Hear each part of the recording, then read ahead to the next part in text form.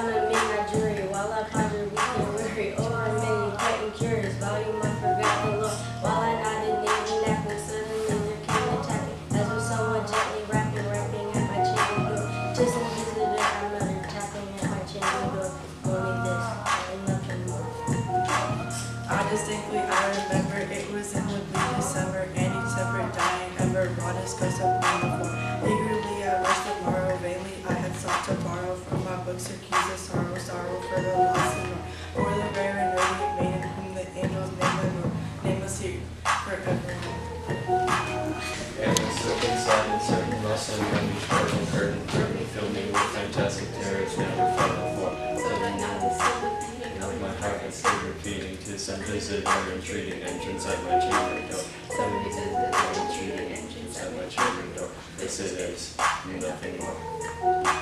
Presently my soul grew stronger, hesitating and no longer sure said I am Adam, truly your forgiveness I implore. But the fact is I was napping and so gently you came tapping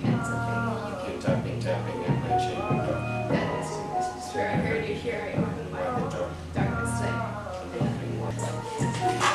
Deep into the darkness peering, long I stood there wondering, fearing, doubting, daring, dreams no mortal ever dared to dream before. But the silence was unspoken, and the stillness gave no token, and the only word was spoken was the whisper of the There I whispered in the echo, murmured back the word Lenore, merely this, and nothing more. Went into the chamber, turning all my soul within me, burning soon again. I heard it tapping somewhat louder than before. Gently said I should be there. Something at the window lattice, let me see them what they're at in this mystery explore. Let my heart be still a moment and this mystery explore.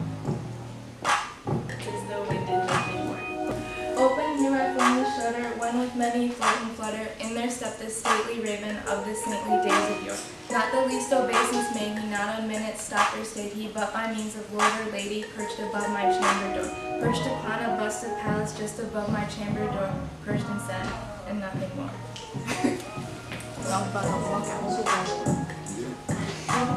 Then this ebony burpee gown with satin fancy in his smiling. By thy graven still decorum of the countenance it wore. Though thy crust be short and shaven, thou I set art general craven. Ghastly grim and ancient raven from thy next plutonium shore. Tell me what thy lordly name is from the next plutonium shore. Quoth the raven, nevermore. Much I marveled this ungainly fowl to hear discourse so plainly, though its answer little meaning, little relevance he bore. For we cannot help agreeing that no living human being ever yet was blessed with seeing bird above his chamber door, bird of beast upon the sculptured bust above his chamber door, with such a name as nevermore.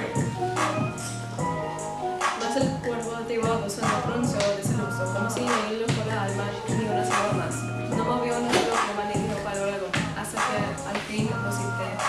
Vi a 14,000 volar. Por la mañana él también, cual mis antenos volara.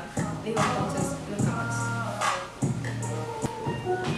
Startled at the stillness broken by replies so aptly spoken, doubtless said I what it utters is its only stock and store, caught from some unhappy master whom a merciful disaster followed faster till his songs of burden bore, till the dirges of his hope that melancholy burden bore of nevermore.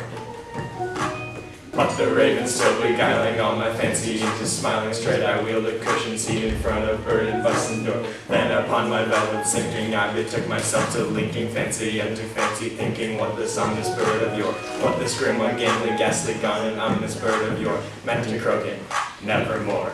Since I sat in patient guessing, but no soul full expressing to the cause, fiery eyes now burn into my bosom's core. This and more I sat divining, with my head at ease reclining on the cushion's velvet lining, that the lamp-like loaded o'er, but whose velvet violet lining with the lamp-like loading o'er, she shall press on evermore. Then methought the air grew denser, perfume from an unseen censer, swung by seraphim whose footfalls tinkle on the tufted floor. Wretch, I cried, thy God hath lent thee, by these angels he hath sent thee, respite, and absent thee from thy memories of Lenore. Quaff, oh quaff this kind of plenty, and forget this lost Lenore. Bought the raven, nevermore. Prophet said, I bring a weed for prophet still a further devil, whether tempter sent or whether tempest cast thee here ashore. Desolate yet all undaunted, on this desert land enchanted, on this home by horror haunted, tell me truly I implore. Is there balm in Gilead? Tell me, I implore. Spoke the raven, nevermore. Prophet said I thing of evil, prophet still of further devil, by that heaven that bends above us, by that God we both adore. Tell the sorrow loud, and if within a distant haven, it shall pass the sainted maiden, whom the angels knew not. Class was rare and radiant maiden, whom the angels knew not. Quoth the raven, nevermore. Be that order, Simon, party, burger, Venus, she kept starting. Get thee back into the tempest, and the night Plutonian short. Leave no black tomb as a token of that lie thyself hast spoken. Leave my loneliness and joking. Put the bust upon my floor. Take thy thee from out my heart, and take thy form from off my door. Quoth the raven, nevermore. And the raven never flitting, still a sitting on that pallid bust of Pallas just above my chamber door. And his eyes of all the seeming of a demon's that is dreaming, and the lamp like o'er him streaming, so his shadows on the floor. And my soul from out that shadow lies floating on the floor, shall be lifted nevermore.